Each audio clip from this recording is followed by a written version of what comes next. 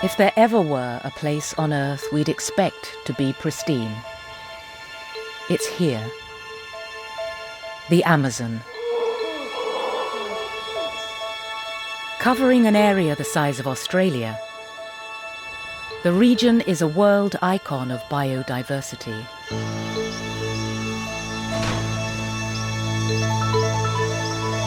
And more than this, the Amazon's complex ecosystem has a global impact.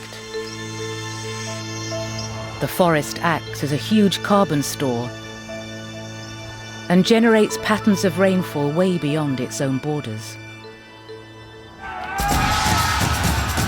Which is why the eyes of the world are fixed on the environmental war between developers and conservationists.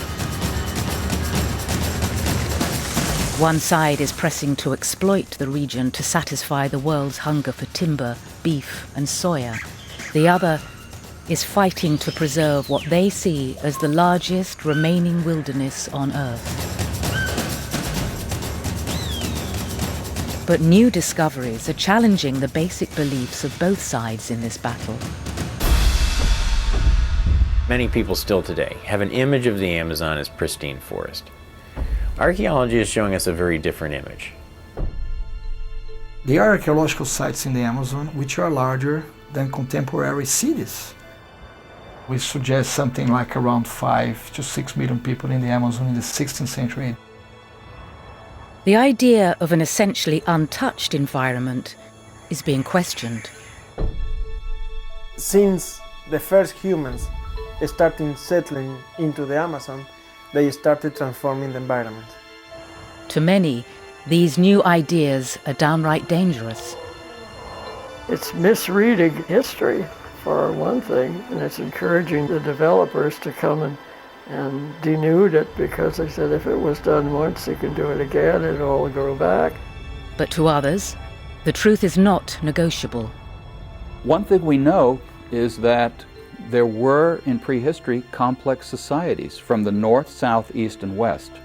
And the bottom line is that to deny that is to deny the reality of the Amazonian past. With the threats to the rainforest ever increasing, there is much riding on how natural the Amazon really is. Is the forest virgin or man-made?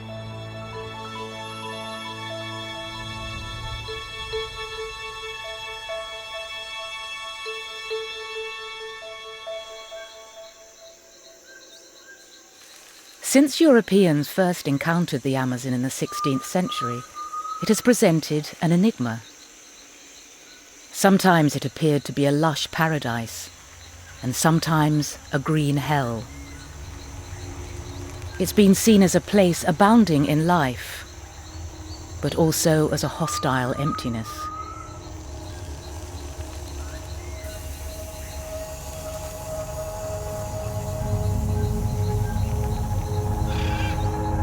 The history of humanity's dealings with these mysterious forests has been a history of shifting ideas. It's the last wilderness. It's a business opportunity. It's the lungs of the planet. And every so often, a new idea appears and surprises everyone. This is the first documentary ever made in the Amazon. It was shot in 1922 by a Portuguese filmmaker called Silvino Santos. And it astonished its audience. It showed an Amazon teeming with human activity. He showed an Amazon that was populated, full of production. It had all sorts of fish. It had rubber, it had Brazil nuts. We have a scene of a factory. It's amazing, you know, the way that Silvino shows that. Even today, people don't believe it, you know. People don't believe that that's the Amazon. This film was the first challenge to popular notions of the Amazon as a sparsely populated, virgin wilderness. It's really a modern region. You know, it's not something that is from another time, because that's another vision of the Amazon, isn't it? It's something that is pristine. It's from another era, really. The popular vision of the Amazon as pristine dates back to the period after the Age of Discovery, when Europeans had encountered unfamiliar new lands.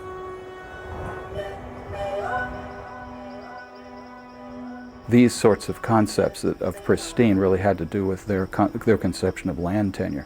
And so if they didn't see people actually fencing in the land, cutting all the trees down, burning up the land and converting it into, say, cattle pastures or other sorts of major landscape transformations, then they often didn't consider there to be any kind of land use going on, and therefore these landscapes could be called primeval, pristine, virgin, what have you.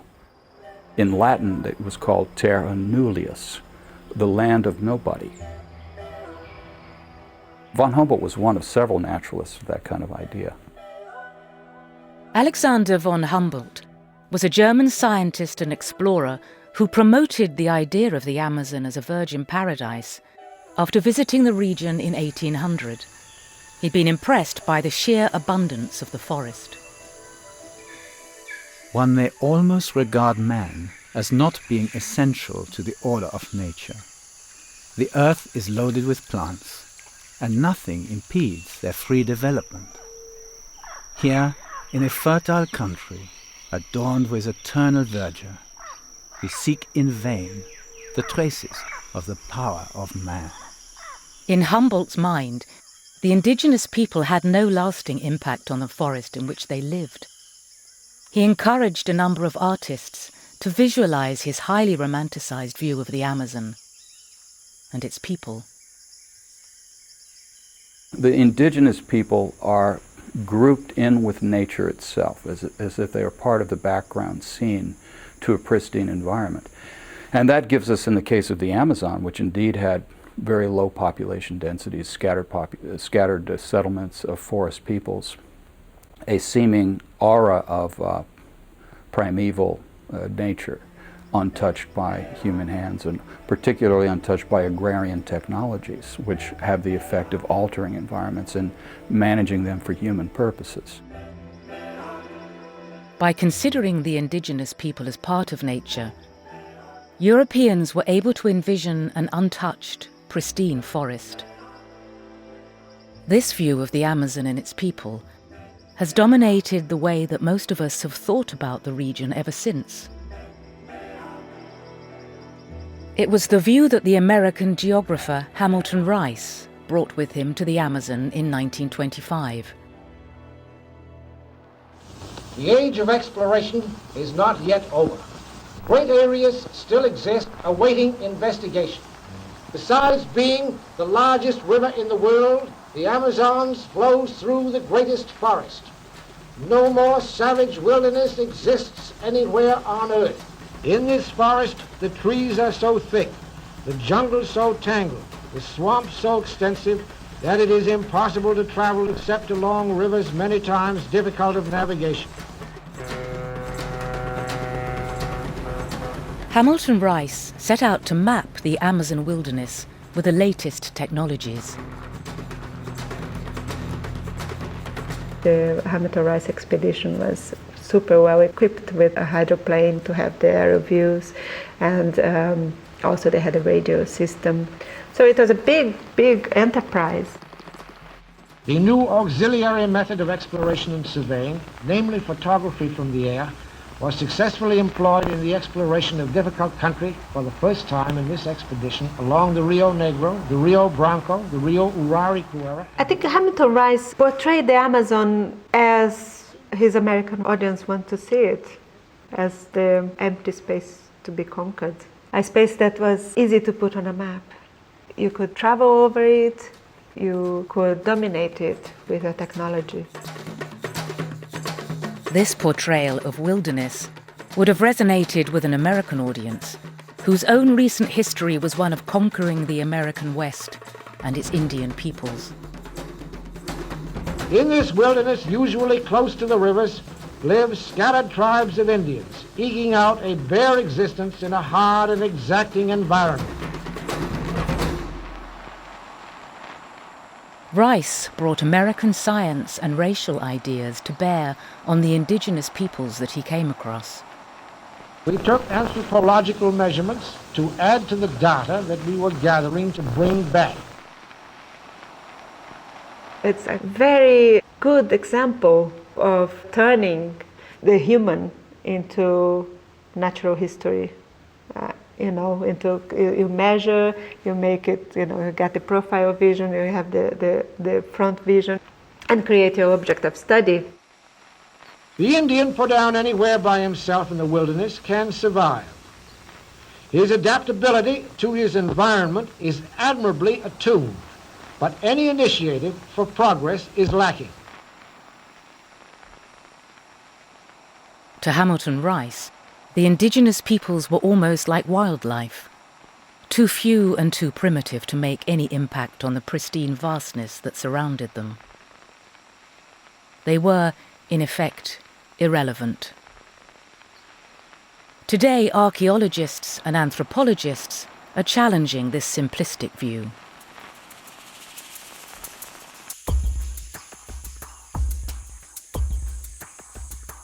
There is evidence that hunter-gatherer communities have been living in the Amazon for more than 10,000 years. But until recently, they were considered to have minimal effect on their environment.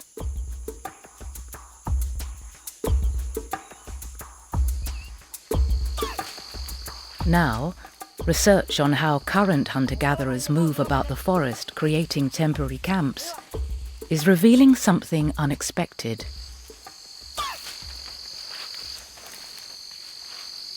Today's hunter-gatherers in the Amazon are not passively adapting to the forest, but they are actively managing it.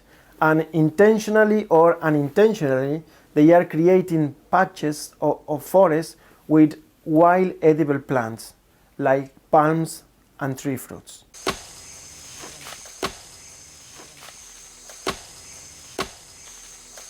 Every time they open a camp, they are disturbing the forest, and they are creating a new type of forest that is a more rich forest. The result is a forest that's rather less virgin than we imagined. It's an anthropogenic or man-made forest, one that owes its character not just to the interplay of natural forces, but has also been significantly shaped by the people who have lived in it. Some plants, if you collect them and then throw the seeds away in your garbage, well, then they do better. And so the fruits are bigger. And then you say, oh, these are better than these ones, than the ones over there, so we'll use more of these. So you're selecting upon the plants that have already been selected by where you threw them away. And this thing then grows into a tree and is later perhaps distributed by other organisms that also like the pulp of that fruit tree. And they could then move into such places and spread the human effect around, but it's still an anthropogenic effect.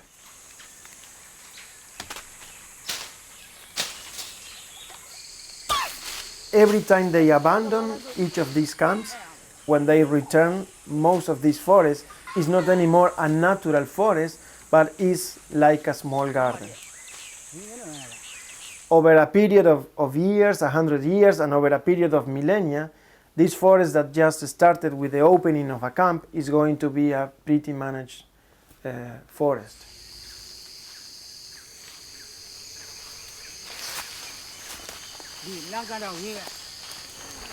For millennia, hunter-gatherers of one kind or another have been living across the Amazon, and all this time they've been reshaping a forest we've thought to be pristine. But surprisingly, this idea of a forest shaped by humans is not a new one.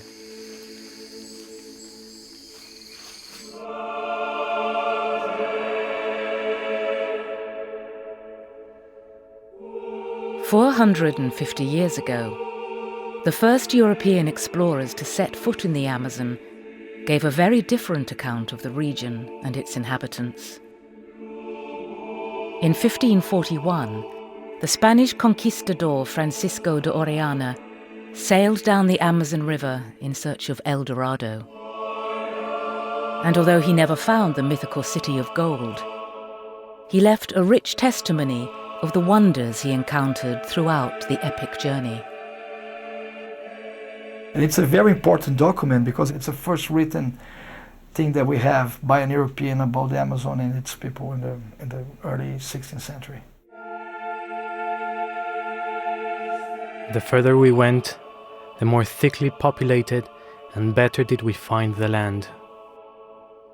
There were many roads here that enter into the interior of the land, very fine highways.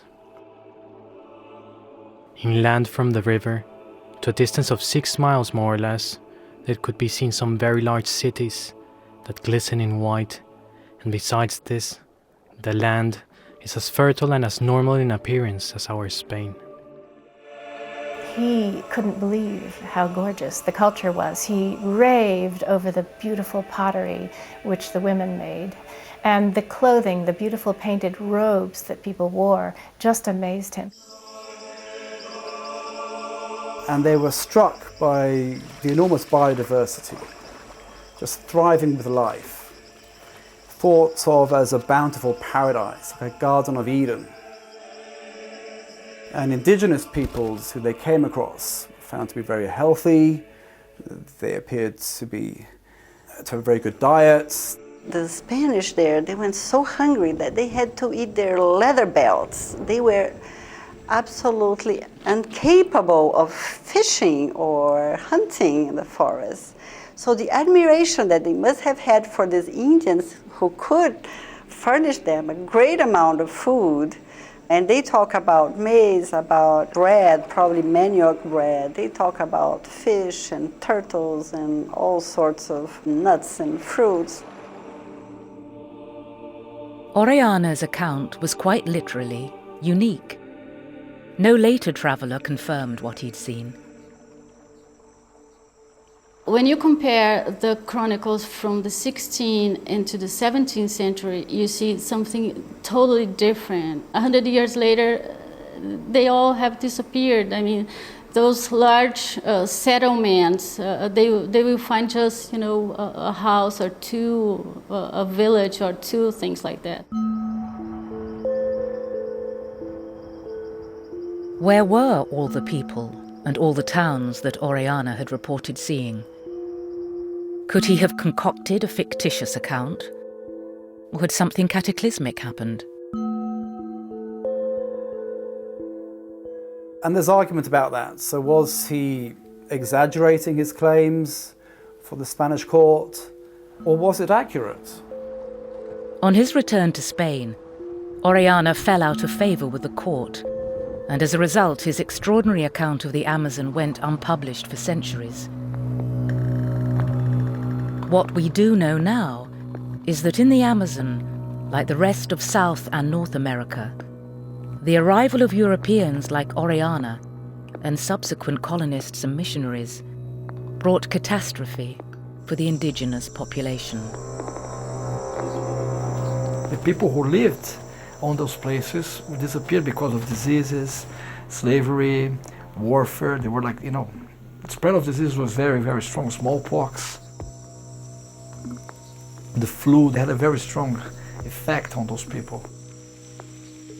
It's thought that maybe up to 90-95% of indigenous peoples were actually decimated by European diseases to which they had very little resistance.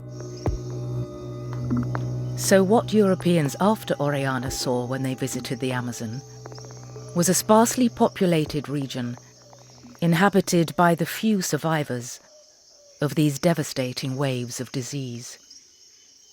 By the 18th century, we begin to see the description of forests, pristine forests. From that time onwards, the idea of the forest that held sway in Europe, America, and even in Brazil itself was the Amazon as a pristine paradise, empty of people.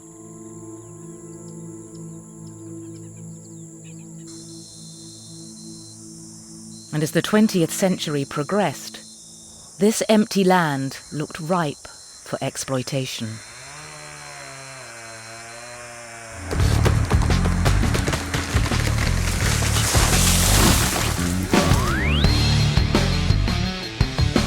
In the 1970s, the military government of Brazil saw in the vastness of the Amazon an opportunity to expand the country's economy and solve the problem of a burgeoning population of landless peasants.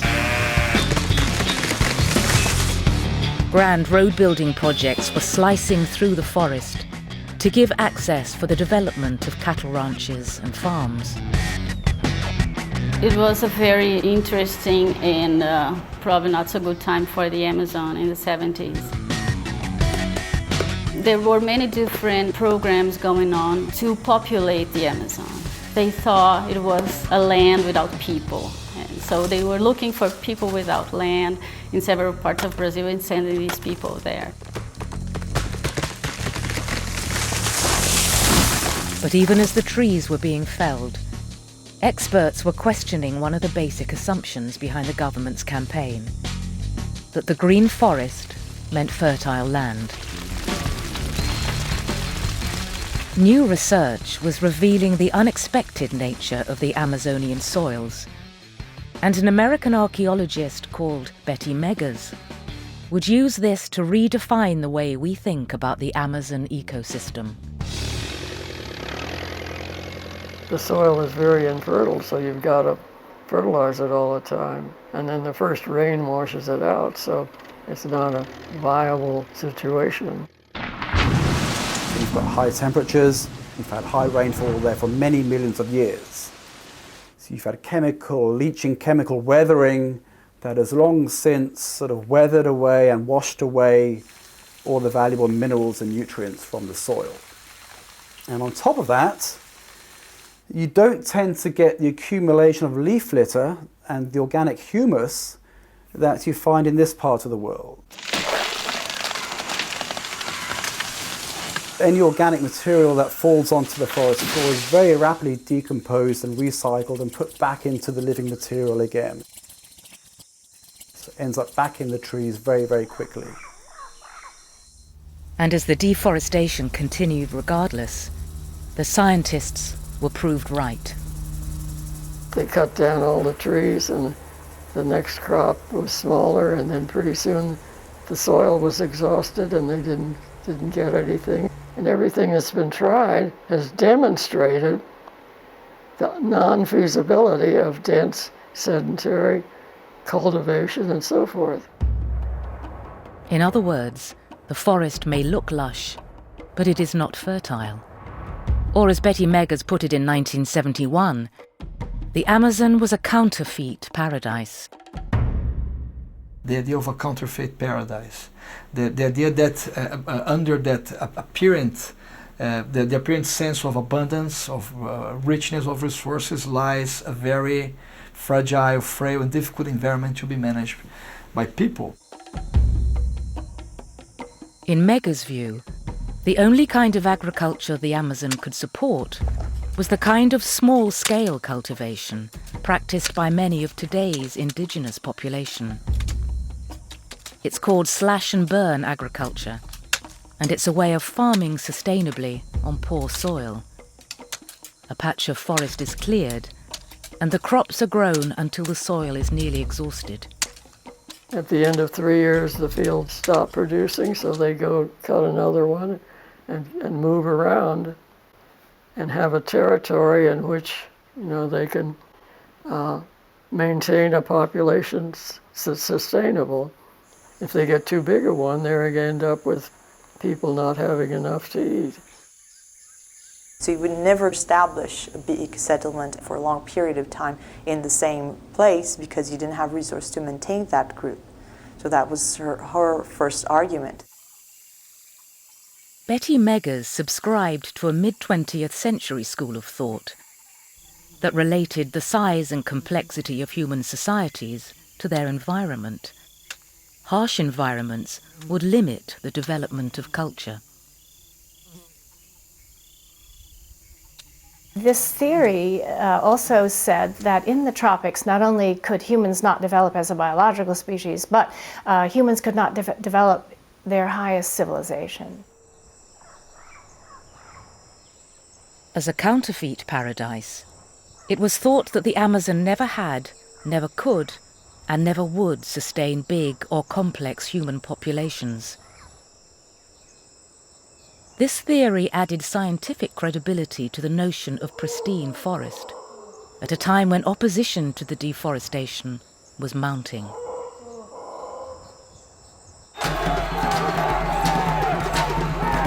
The destruction of the Amazon became a focus of concern for many different groups and interests. Some NGOs collaborated with indigenous tribes and other poor forest communities, trying to protect these people and their lands from developers. Other NGOs took a more conventional approach to nature conservation, including some international wildlife conservationists. Many people characterize development in the Amazon as fundamentally bad. Human impacts of any kind. The people who were doing biodiversity conservation were like, if it flies or walks on four legs, that's important. People are bad.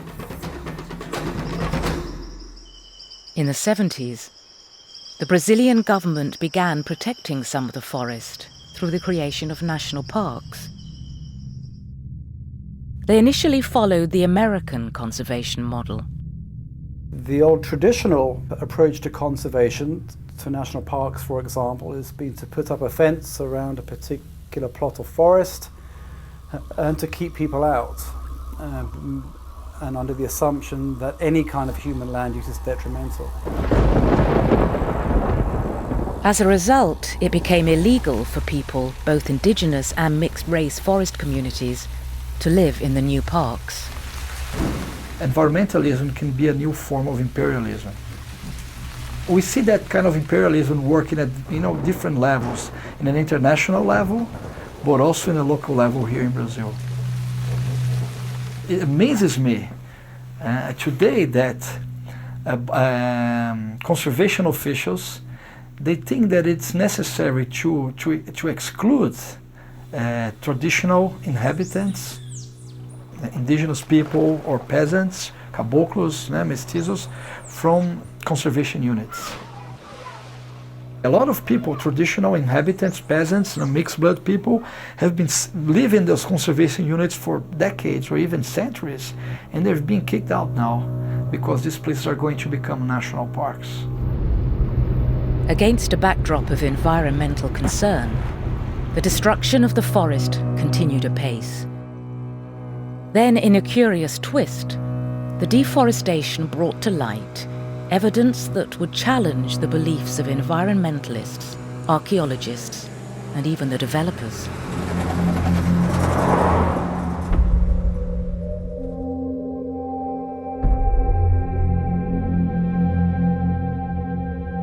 In 1986, the Brazilian geographer Alceu Hanzi was on a flight to Acre in the southwest Amazon when he spotted something unusual. And he was sitting at the window seat and he saw this huge structure, very large. And then he realized there was not, a single site, that probably there were more. And so he rented an airplane and started flying around. And then he found more and more and more. And then he, as a geographer, he knew that was something very special. That was not natural, that probably was very ancient. Where trees had been felled, strange shapes emerged from what was thought to be virgin forest. These huge earth structures are known as geoglyphs. So the geoglyphs are trenches that were excavated in the form of geometric figures. So mostly we find circles, rectangles, and composite figures. And these trenches were cut very deep.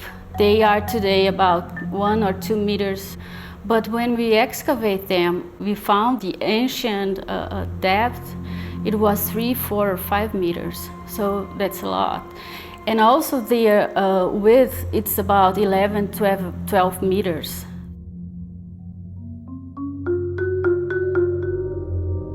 As the deforestation continued, the discoveries kept coming, and by 1999, Alceo Hanzi had found 30 geoglyphs.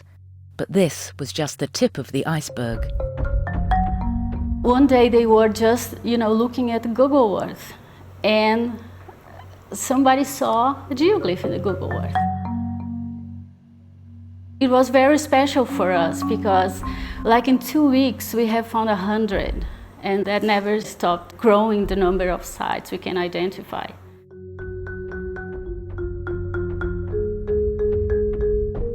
They may measure almost the size of 2 football fields, and they show an incredible geometric precision. Often the squares and rectangles of geoglyphs have an orientation almost perfectly north-south.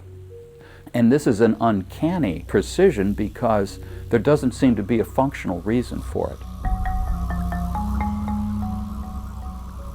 There's no way you are going to do and go through all the effort of doing something very geometrical if you don't have a reason for that.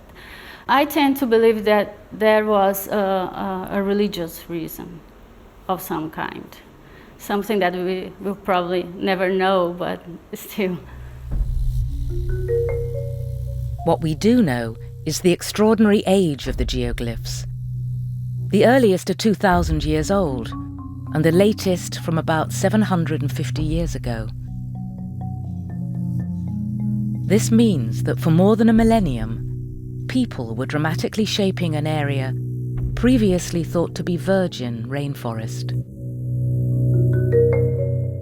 Today, we can find so many sites in Acre, so many geoglyphs, because there is no vegetation. And that's something that makes us wonder what is under the vegetation that's still up in many other places in the Amazon. Some estimate that what we can see represents only 10% of the total. If proved right, this apparently uninhabited region could have sustained some 600,000 people.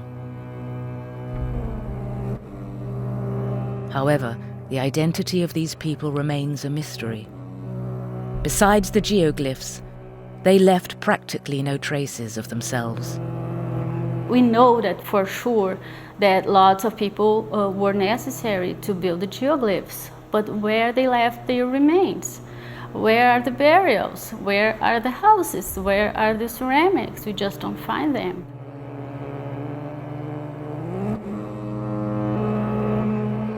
But thousands of miles away on the island of Marechaux, in the mouth of the Amazon River, another lost civilization left a clearer record of their lives.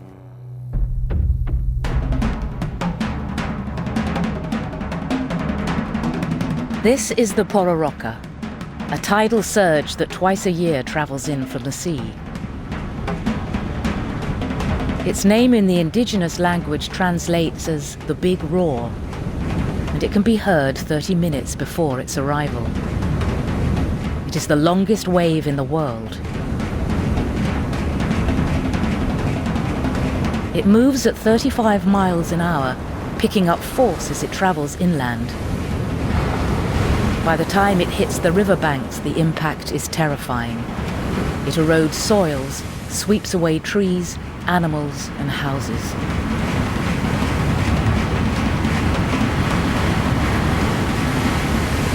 But that's not all that Marechaux puts up with. There are months of heavy rains. So for more than half of each year, most of the island is submerged. The result is a landscape shaped and dominated by water. To survive here in the past, people built earthen mounds which archaeologists have since rediscovered. They were built because those are flooded lands. So people had to build mounds in order to manage that environment and to have high ground to live on top of it.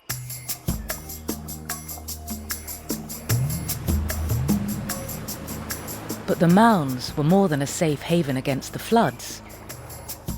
In 1949, while excavating one of these structures, Betty Meggers found something that no one expected.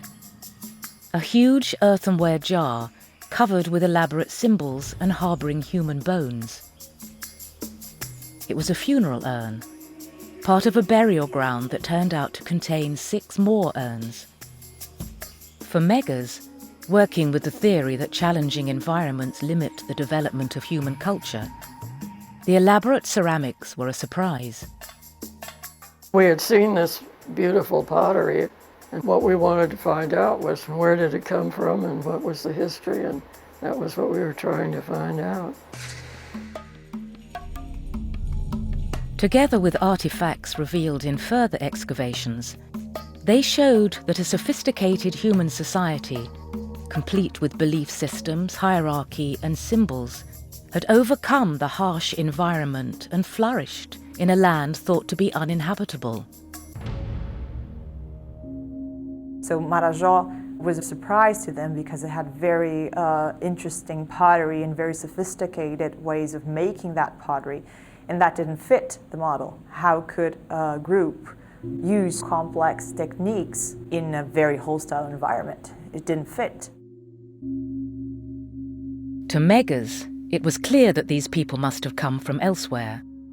And for her, the clue to where they came from lay in the polychrome, or highly coloured ceramics. The people that I work with have traced the origins back to Colombia and so forth, where you get polychrome, the earliest polychrome painting. You get a number of features that are found in Marajoara culture and burial and all that sort of thing. She said those people came from outside, got there with this advanced culture and lived there for 200 years and they disappeared. According to Meggers, a more sophisticated immigrant civilization moved to Marajó, bringing their culture and ceramics, but then foundered and declined in the harsh conditions of the Amazon. But a new generation of archaeologists would begin to question this interpretation. Later, even people who worked with Meggers got carbon dates for the occupation in the island. They found out that the Marajoara culture has lasted for 900 years. If you cannot survive in an environment that's not good for human populations, how could they not only stay for 900 years there, but had those beautiful ceramics and produce a culture that's comparable to any other in the world? In fact, Denise Ichan's later research found that the people of Marajó had been producing ceramics for an even greater period of time, as far back as 3,000 years ago. And comparing the earlier and later sites, Ichan showed that the societies had evolved and not declined. What had changed at a certain point in time is that they started building the mounds and they started just decorating these ceramics and producing ceramics of very distinct and different shapes and doing these funerals and these feasts and things like that. Clearly, complex societies had survived for millennia on Marajó Island. But the question of how they sustained themselves in a region ill-suited to agriculture remained. Ichan believes she knows the answer to this question and how it relates to the mounds. I saw the way that people today, still today, manage, for example, fish in the island. When the rains stop and the waters start to go down, the fish get trapped in lakes, in small streams, and even temporary lakes. And then people go there and just they catch the fish. I mean, it's not fishing, you just catch. You can put fish in baskets. It's very easy. And then I realized that All that was going on very next to the mound. And in every mound you could find this kind of thing. So it became very clear for me that the mounds were related to the fish ponds. The ancient inhabitants of Marichaux had used ponds on the edge of their mounds to intensify fishing and secure a reliable source of protein for most of the year.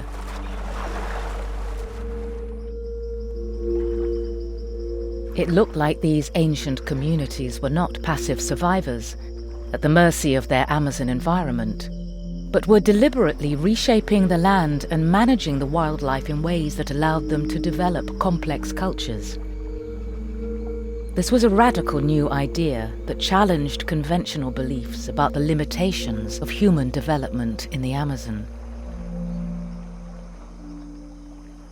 Beliefs that would be further shaken by another outstanding discovery in the 1980s. Not artifacts or earthworks, but the earth itself.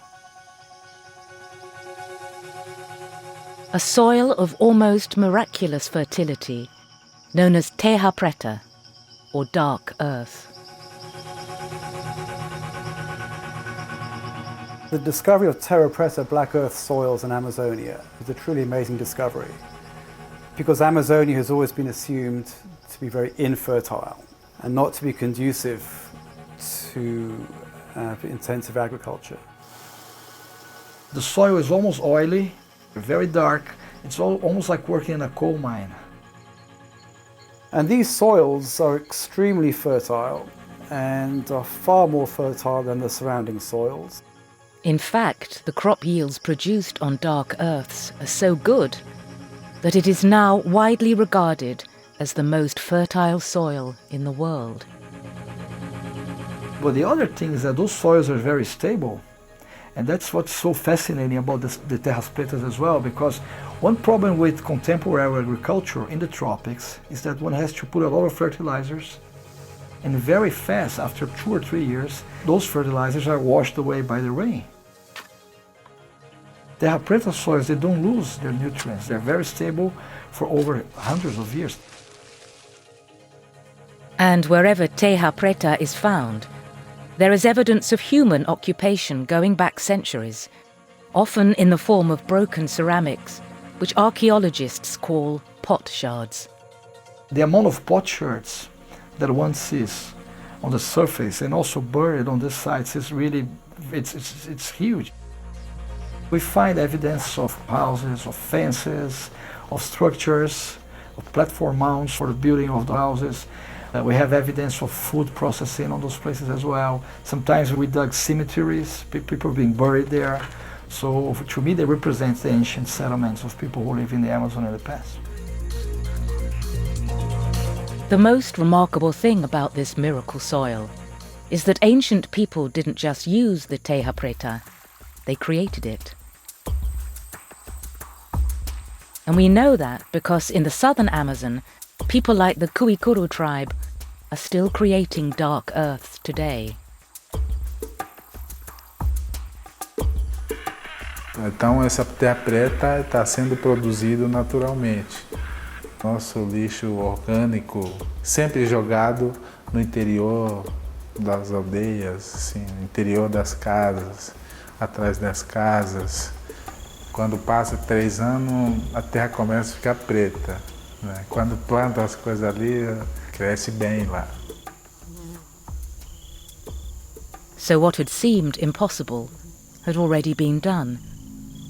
Indigenous peoples had transformed the one thing that everyone thought would have prevented the development of large civilizations in the Amazon. And there was yet another striking revelation to come from the dark earths.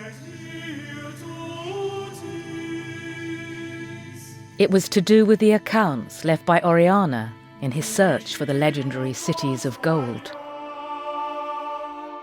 The very interesting thing is that this description of the cities stretching over many miles down the main Amazon River, these cities coincide perfectly with the main distribution of Terra Preta black earth soils.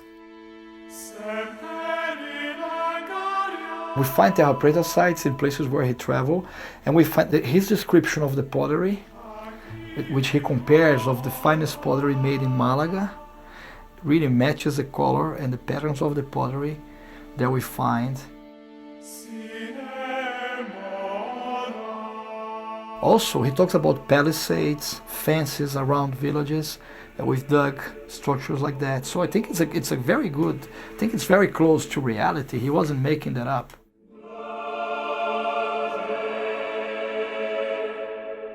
It was becoming clear that the so-called virgin rainforest had in fact once been home to a substantial population.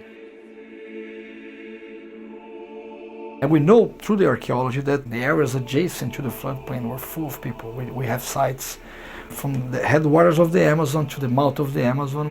So most people today work with the hypothesis that there were like around 5.5 million people in the Amazon by the time of the arrival of the Europeans. 450 years after it was written, Orellana's account was finally vindicated. Far from being a fantastical traveller's tale, it is now widely accepted as historical record. Most of Orellana's observations were made close to the Amazon River. But archaeologists are now looking further afield for clues to the rainforest's pre-Columbian past. In the 1990s, at the heart of the largest indigenous reserve in the Amazon, Michael Heckenberger began to piece together a picture of the communities that thrived at the time of Orellana's voyage.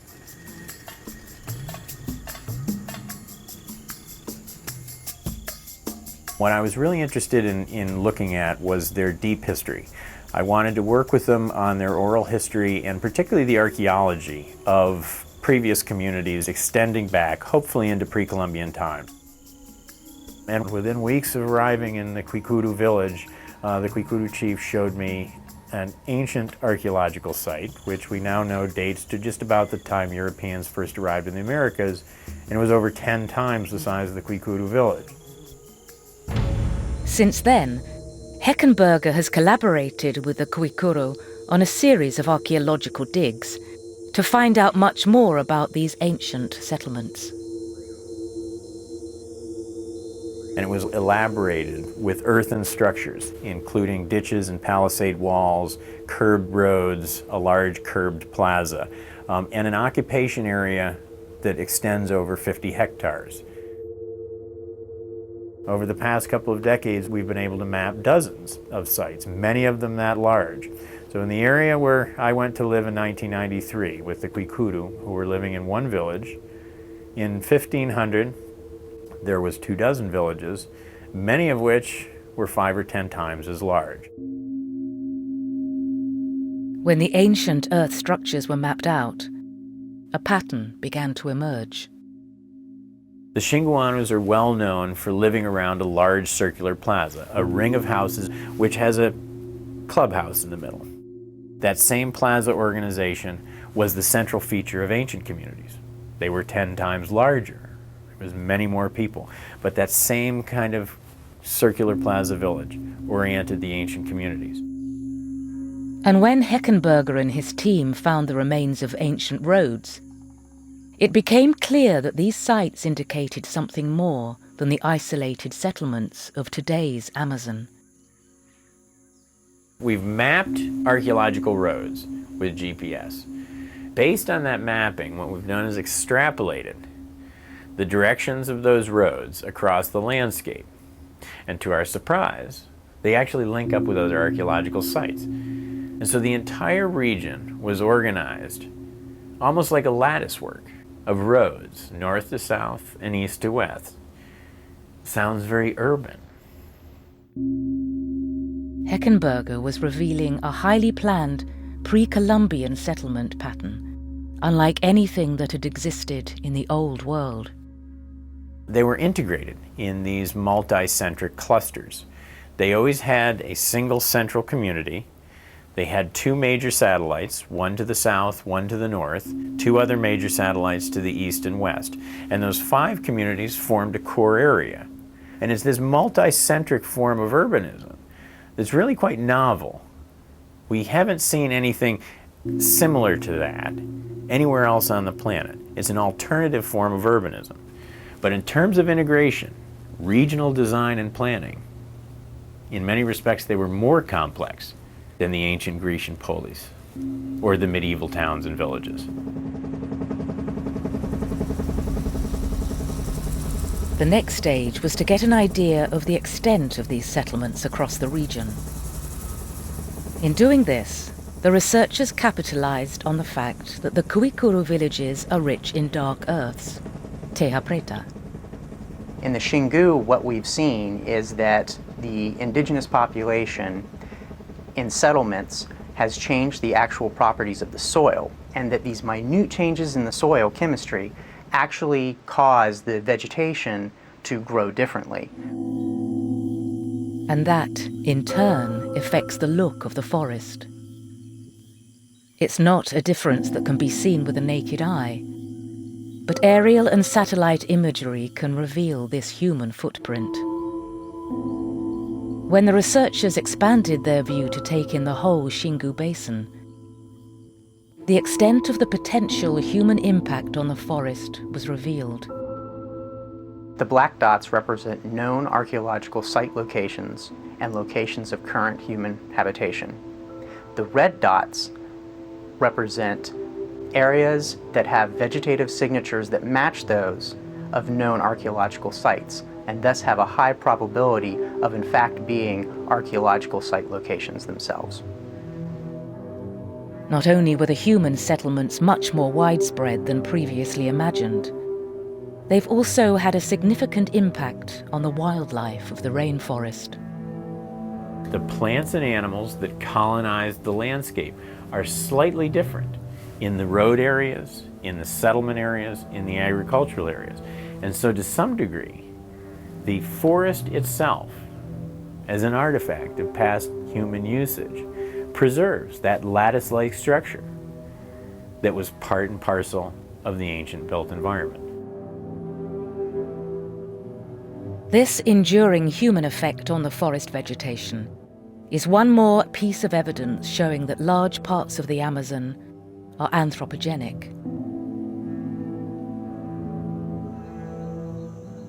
So how much of this apparently virgin forest has actually been shaped by man?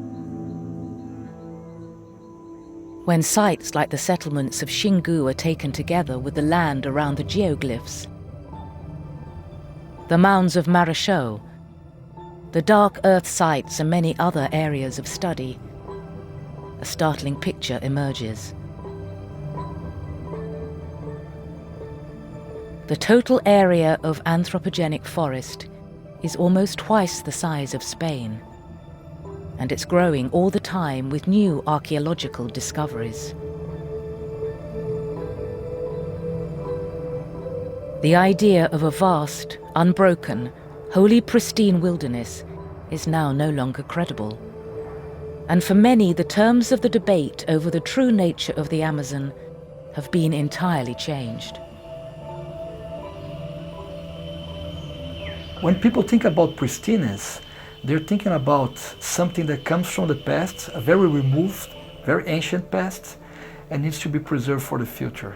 But there's no such a thing, because in the Amazon, what we see is that at least for 11,000 years, there's been people living there, and they've been building this relationship with nature. So what we have to preserve in the Amazon is the outcome, the dynamic relationship between the people and nature. Without people, there's no such relationship. We're preserving something else, which is not natural anymore. There's a strong political debate that has to be faced in the Amazon today. There's a true paradigm shift going on in terms of how the Amazon rainforest and its origins are seen. We can't understand the diversity without taking into account the human factors of the past. The idea of a natural order that includes people is one that challenges the way we all think about wild nature. And it challenges traditional approaches to conservation, which tried to separate humans from the natural world. And I don't see any contradiction. Actually, I see a complementarity between preservation of nature and the fact that people can live in this conservation unit. What I feel is that you need to facilitate people staying on their land and buffer them from any invasion of people who may have more technology, more power, more money to bribe people than they do, and basically help them to continue there as best they can. That's the kind of reserve I think that will be favorable to the future of tropical forests. But some environmentalists fear that by showing that the forest has been heavily manipulated by humans in the past, archaeologists could be giving the green light to modern developers to do the same, but on a much larger scale.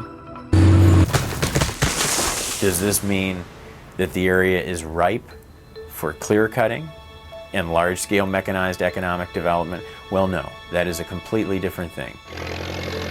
It's quite clear that cutting the forest completely down and replacing it with a field of soybeans is a kind of use that is not consistent with the survival of that habitat. In fact, what the archaeologists are proposing is a middle way, one that draws on lessons from the past, from the Teja Preta, that would allow indigenous peoples and other forest communities to grow and flourish in sustainable ways in the future. You can have societies that are very complex, very traditional, very large demographically speaking, without necessarily some of the things we always thought would be really important, like intensive agriculture. They had all other ways to produce food. If pre-Columbian Amazonians have been able to manage the environment without completely destroying it, and maybe increasing the biodiversity of the environment, these are the lessons that I think we should take on. Today, the Amazon population is made up of 20 million people from all races and backgrounds. Amongst them are 400 indigenous groups struggling to have their voices heard. Meanwhile, economic pressures and big businesses push for greater exploitation of the area, and environmental groups give dire warnings of the consequences. The concept of a man-made forest has added a new twist to the debate. But whatever the future course of the argument, one thing now seems clear. The idea of the holy virgin rainforest has had its day. The Amazon is the least known world area in terms of its archaeology. How much of it is anthropogenic? We don't know. But we do know enough to say that you can no longer go into any part of the Amazon and assume that what you're walking into is a pristine tropical forest. You might be surprised, just under that root is an Amerindian potsherd.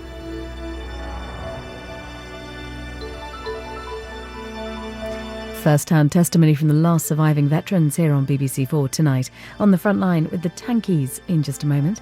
And then casting doubt at 10, brand new comedy continues with the Detectorists in an hour.